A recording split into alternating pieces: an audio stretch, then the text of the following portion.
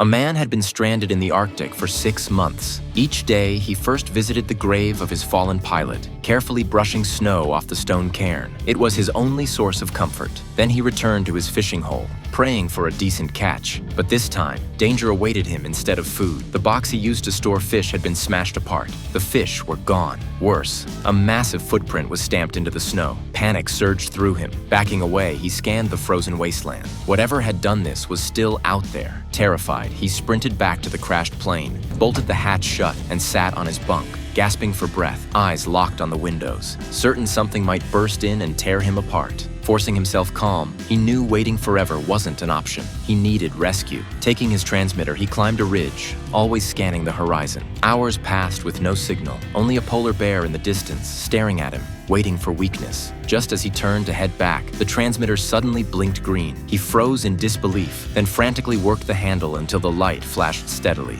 Hope flared. Pulling off his hat, he waved furiously. Soon, a rescue helicopter appeared. Overcome with joy, he shouted at the top of his lungs, waving a flare stick to guide it in. The aircraft turned toward him. After half a year stranded, salvation was finally here. But then, disaster.